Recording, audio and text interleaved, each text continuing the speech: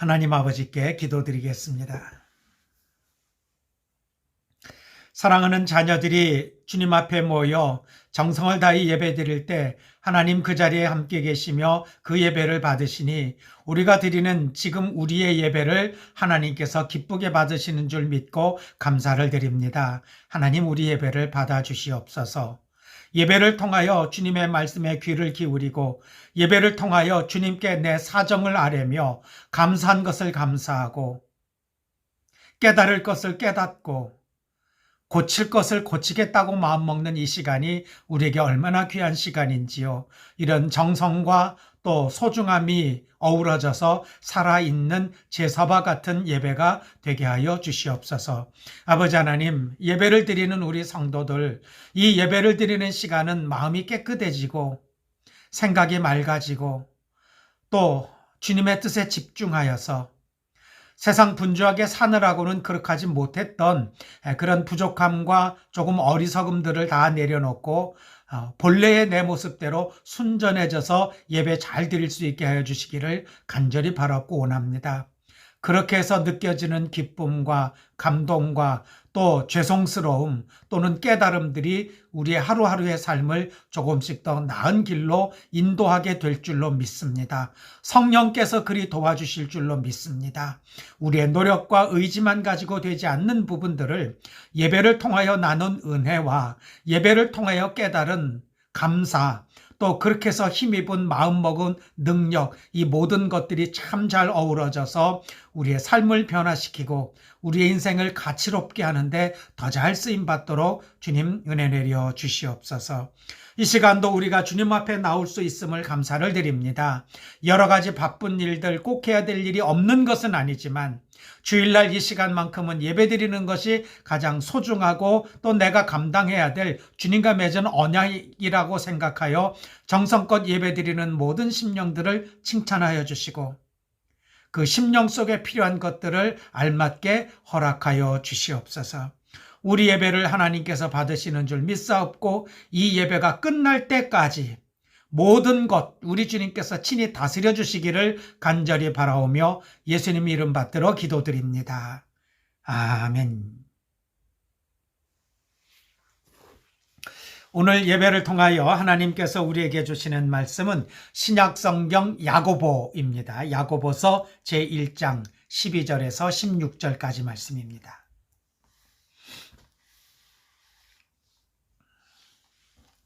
신약성경 야고보서 제1장 12절에서 16절까지 하나님의 말씀을 봉독해 올리겠습니다. 시험을 견디어내는 사람은 복이 있습니다. 그 사람은 그의 참됨이 입증되어서 생명의 면류관을 받을 것이기 때문입니다. 그것은 하나님을 사랑하는 사람들에게 약속된 것입니다. 시험을 당할 때에 아무도 내가 하나님께 시험을 당하고 있다 하고 말하지 마십시오. 하나님께서는 악에게 시험을 받지도 않으시고 또 시험하지도 않으십니다. 사람이 시험을 당하는 것은 각각 자기의 욕심에 이끌려서 꿰매 빠지기 때문입니다. 욕심이 잉태하면 죄를 낳고 죄가 자라면 죽음을 낳습니다. 나의 사랑하는 형제자매 여러분, 속지 마십시오. 아멘. 지난주는 시편의 말씀을 살펴봤는데 이번 주는 야고보서, 저쪽 구약에서 다시 신약으로 건너왔습니다. 야고보서 제1장 시험과 관계된 아주 중요하고 또 우리가 많이 생각해야 될 그런 가르침이 들어있는 이런 본문이기도 합니다. 시험에 관한 것이고 오늘 설교의 제목이 시험을 이기는 법입니다. 근데 본문에는 이렇게 하면 시험을 이길 수 있다라는 말은 나오진 않습니다. 본문을 근거로 해서 성경의 다른 부분을 꼼꼼하게 이렇게 살펴서 발췌한 것으로 시험의 성질이 이렇구나. 왜 우리가 시험을 당하고 시험 당하면 어떻게 되는구나. 그런다고 보면 이 시험을 피하는 법 또는 시험을 이겨내는 법은 뭘까? 이런 식으로 전개가 돼서 오늘 말씀의 전체를 구성하게 됩니다. 먼저 이런 질문 한번 던지고 시작을 할까 합니다. 가룟 유다는 왜 예수님을 배반했을까? 라는 질문입니다. 제가 말씀을 이제 전하는 목회자가 말씀을 들으시고 깨닫기를 바라시는 성도들에게 드리는 그런 질문입니다. 가룟 유다는 왜 예수님을 배신했을까?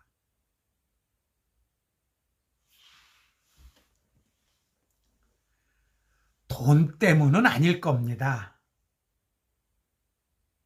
뭐 은 30이라고 하는데 은 30은 그 30의 그 단위가 뭔지는 성경에 정확하게 나와 있진 않고 일반적으로 쓰는 이제 세겔이라는 단위를 적용해 보면은 그게 한 450달러 정도 된다고 합니다. 450달러 얼마나 될까요? 한 60만 원 될까요? 100만 원도 채 안 되는 돈입니다. 그러니까 돈 때문에 주님을 팔아넘겼다라고 보기에는 액수가 너무 작습니다, 사실. 가룟 유다는 왜 예수님을 배반했을까요? 라는 질문을 던져놓고, 라는 질문을 우리 예배를 드리는 성도들한테 이렇게 드려놓고, 그 다음에 오늘 본문을 차근차근 진행하면서 성경에 나와 있는 이야기, 그리고 각자가 이런 일과 관계돼서 어떤 것들을 겪었고 지금도 겪으면서 살고 있는가, 그렇다면 우리가 뭘 깨달으면 좋은가, 이런 쪽으로 전개를 해보려고 합니다. 시험을 견디어내는 사람은 복이 있습니다. 그 사람의 그의 참됨이 입증되어서 생명의 면류관을 받을 것이기 때문이다. 시험에 한 3가지 종류가 있다는 것은 꾸준히 제가 말씀드려왔기 때문에 이 시간에 다시 정리를 해드리진 않습니다. 우리 성도들께서 한번 생각을 해보시기 바랍니다. 성경에서 사용되는 3종류 정도의 시험에 뭐가 있더라? 그 중에서 본문에서 이야기하는 시험은 어떤 것에 해당되나? 본문은 이제 2번째에 해당되게 됩니다. 이게 유혹해서 죄에 빠뜨리는 시험, 그 시험이죠. 유혹을 해서 꼬드겨서 죄짓게 만드는 그런 시험입니다. 근데 그거를 견디어내는 사람이 복이 있다고 하니까 그 시험을 누구나가 다 받는다, 당한다. 이제 이걸 전제로 합니다. 근데 그런 이제 꼬드겨서 죄에 빠지게 만드는 그런 시험을 견디어내서 그것에 빠지지 않는 사람은 복이 있다라는 거죠. 그 시험을 이겨내는 것을 보고 그 사람의 참됨, 제대로 된 성품이라는 뜻이죠. 이 사람은 참 성품이 제대로 됐다라는 것, 시험을 당해서 이겨내는 것을 보고 그 사람의 제대로됨이 입증되어서 나타나서 생명의 면류관을 받을 것이기 때문입니다. 나중에 하나님 나라에서 생명의 면류관을 받는 것도 포함되지만 이미 그런 과정이, 삶에서 그렇게 사는 과정이 생명의 길을 가고 있는 거예요. 이 시험이구나, 이게 나를 꼬드겨서 죄에 빠지게 만드는 것이구나 라는 것을 파악하고 그것을 이겨내는 데서부터 그 사람이 제대로 된 사람인 것이 입증되어서 그것이 바로 생명의 면류관을 나중에 하나님 나라에서 받기도 하겠지만 지금 살아가는 길 동안에도 그것이 생명의 길을 가고 있는 그런 것이 되기도 한다라는 것입니다. 그것은 하나님을 사랑하는 사람들에게 약속된 것입니다. 그런 삶과 그래서 하나님 나라에서 누리게 될 그런 이제 영원한 생명이 하나님께서 약속하신 것이죠. 우리를 하나님의 형상으로 지을 때부터, 하나님의 성품으로 지을 때부터 하나님답게 하나님을 닮은 자녀로 살아가는 것이 하나님의 뜻이었고 사람에게 주신 약속이기 때문에 그렇습니다. 생명의 길을 가는 거지요.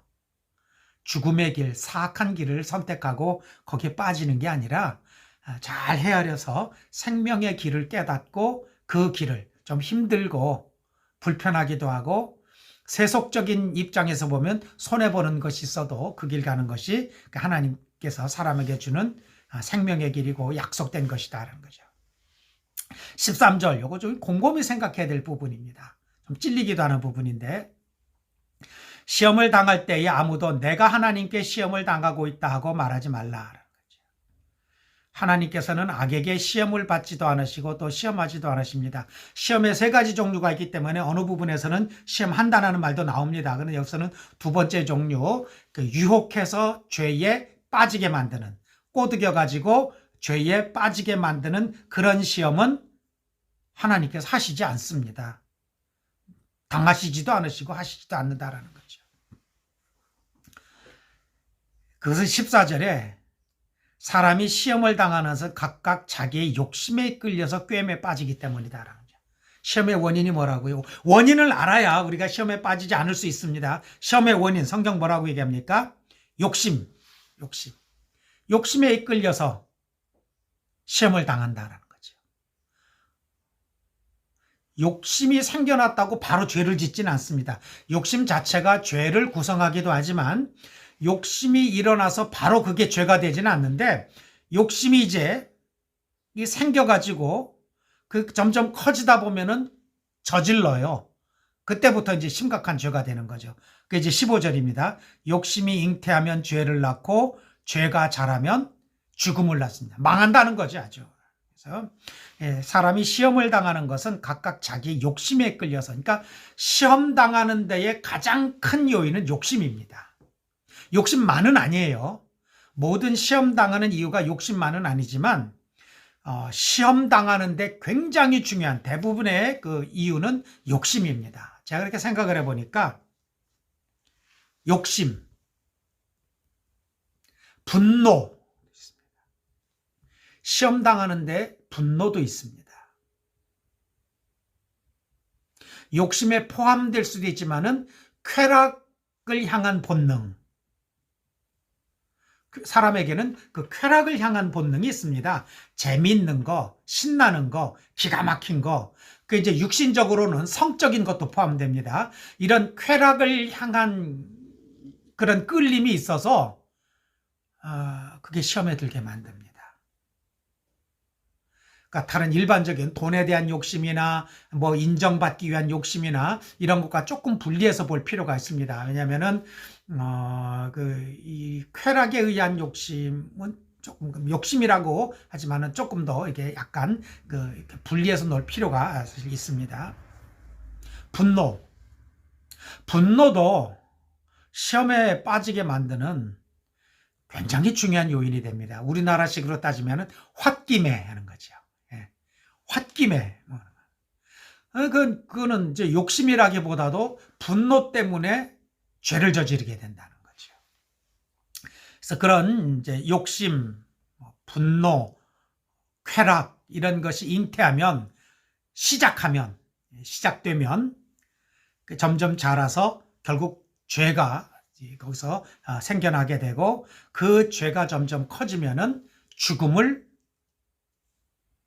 죽음에 이르게 된다. 이것은 육신적인 죽음도 포함되지만 그 성격, 자신의 그 인격이 파괴되고 망하는 거예요. 그게 망가지는 거. 그렇게까지 가게 된다라는 거죠. 그리고 나서 16절에 나의 사랑하는 형제자매 여러분 속지 마십시오라는 말이 나옵니다. 속지 말라는 거는 무엇에 속지 말라는 걸까요? 한번 생각해 볼 필요가 있습니다. 갑자기 속지 말라라는, 근데 무엇에 속지 말라는 거지? 생각해 보시기 바랍니다. 그것도. 이 말씀을 토대로 해서 성경에 이 시험을 당해서, 욕심 때문에 시험을 당해서 사망에 이른 사람의 처음 질문으로 던진 것이 가룟 유다였었습니다. 가룟 유다는 왜 배신을 했을까? 욕심에 이끌렸을까? 분노 때문에 그럴까? 아니면 쾌락 때문에 그런 것 같지는 않습니다. 욕심이라고 하면은 그 욕심에는 돈이 있어야 되는데, 돈이나 다른 어떤 것이 있어야 되는데 그거는 제시된 것이 사실 좀 약합니다. 은 30. 그 당시로선 좀 클 수도 있었겠네요만은 그게 무슨 팔자를 고칠 만큼 대단한 재산도 아니고, 그것 때문에 3년 동안이나, 그 가룟 유다가 똑똑한 사람입니다. 유능한 사람이고 제자들 중에서는 그래도 신뢰를 받던 사람이기 때문에 회계집사, 재정 담당 하시던 이제 그런 분인데, 그 돈만 450달러 정도라는데 한 60만 원. 그것 때문에 그런 것 같진 않아요. 그럼 이제 여기서부터 이제 추정입니다. 만약에 그 당시 유대인들, 그 대제사장 바리새인들, 그 권력과 영향력 있는 사람들이 네가 예수를 우리한테 넘기면 너는 너의 삶은 보장해 주겠다 뭐 그런 약속이 있었을래나요? 근데 그런 것 같지도 잘 않습니다. 그러면 뭐 욕심이 아니라면 어떤 쾌락에 의한 게 아니라면 남는 거는 분노라고 이제 분석을 할 수밖에 없습니다. 가룟 유다가 예수님을 배신한 것은 분노 때문이다라고 만약에 얘기한다면은 어느 정도 뭔가를 이렇게 좀 찾아낼 게 있긴 있습니다만은 오늘 설교에서 다룰 내용은 아닙니다. 우리 성도들이 한번 생각을 해보시기 바랍니다. 가룟 유다는 왜 예수님을 배반했을까? 그때 원인은 뭐였을까? 그것이 시험 때문에 망한 거라면은 여기서 우리는 뭘 배울 수 있을까? 성도 여러분, 욕심이 이렇게 죄를 낳게 되는 경험이 있으세요? 없으세요? 욕심.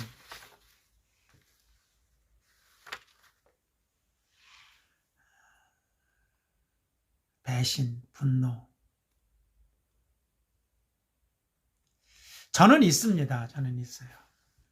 저는 이제 말씀을 묵상하면서 저를 비춰보는데 우리 성도들은 각자를 비춰보셔야 됩니다. 근데 주로 누구를 배신했냐면 부모를 배신했죠. 부모를 배신했습니다.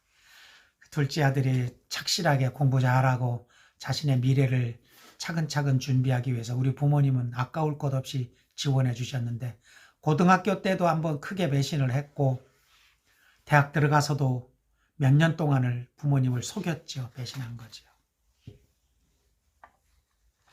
고등학교 때는 그 여학생 짝사랑하는 게 일종의 쾌락이라고 봐야 되죠. 무슨 여자한테 이끌리는 뭐 그런 것 때문에 뭐 아버지, 엄마 뭐 공부 다 때려치고 그냥 정신없이 사춘기 소년의 그런 거라니까 그건 뭐 애교로 봐줄 수 있다고 치고 대학 들어가서의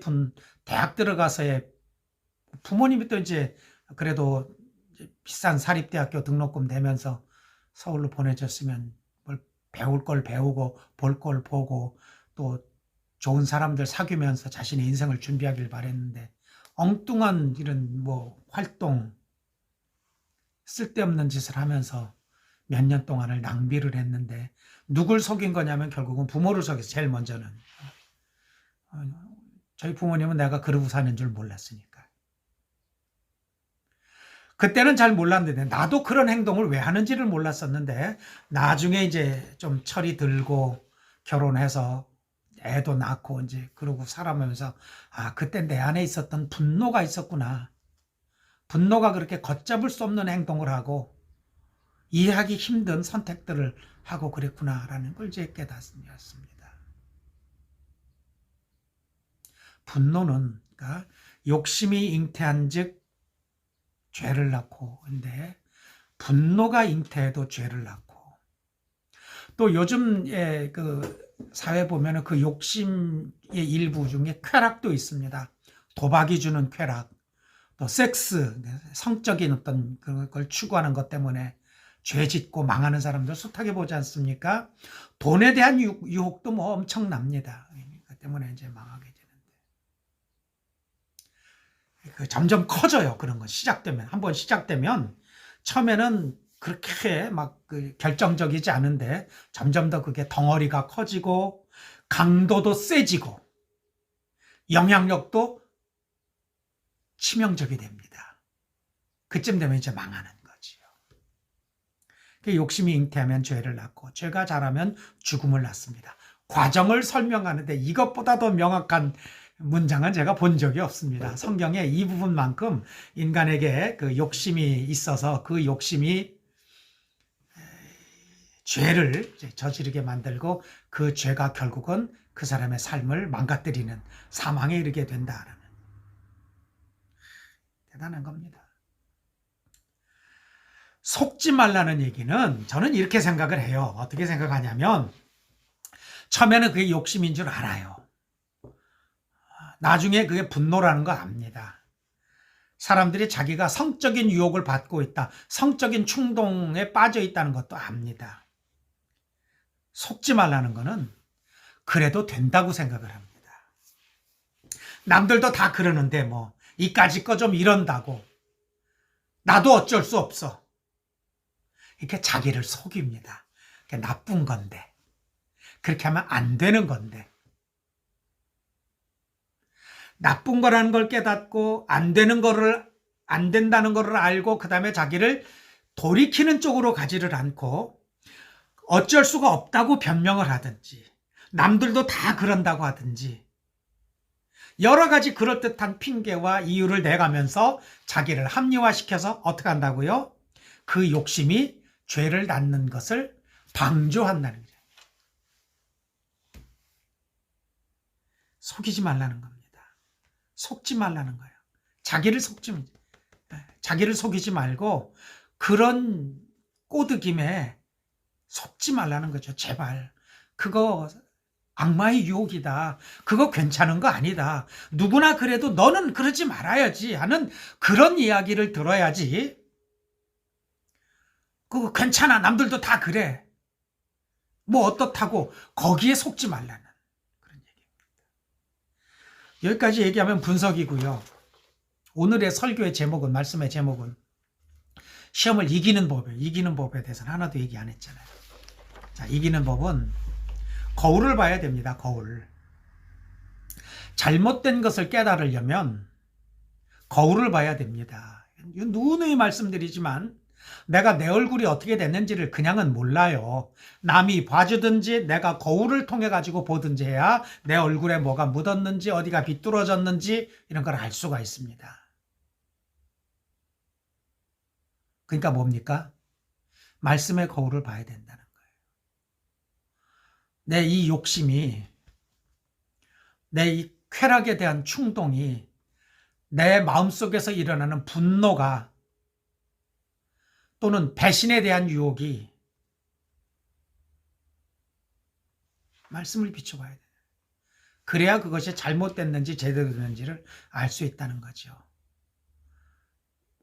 바른 것에 비춰보지 않으면은 남들도 다 그렇죠. 왜 그 교통법규 위반해서 잡히면은 교통경찰한테 대부분 다 그 얘기 하잖아요. 저 차도 그냥 지나가고 저 차도 그냥 가는데 왜 나만 잡냐고 얘기하지 않습니까? 누구나 다 그렇게 한다고 얘기합니다. 근데 그러지 말라고 하는 이야기가 성경에 나와 있어요. 말씀을 봐야 됩니다. 말씀 보고 묵상 깊이 생각을 해야 되지요.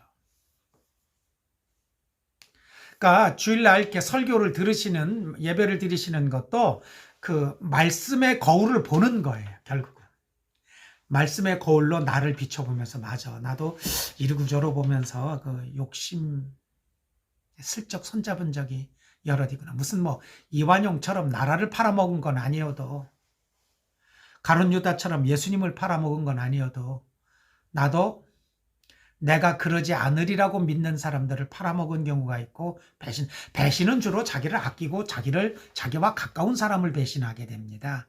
제일 많이 부모를 배신하게 되고 가족을 배신하게 됩니다. 누구나 다 그렇고 뭐 어쩔 수 없고 뭐 그게 무슨 뭐 죄냐고 해도 말씀에 비춰보면 그래도 되는지 안 되는지를 분명히 알 수 있어요. 말씀에 비춰보는 게 가장 중요합니다. 시험의 거울, 말씀의 거울로 자기를 비춰보는 것. 시험을 이기는 가장 중요한 그리고 결정적인 방법입니다. 그 다음은 이제 하나님이 알아서 해주셔요.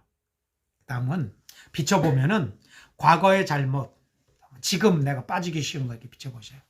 그래서 비춰보면 보이지 않습니까? 그럼 거울 보고 그냥 돌아섭니까?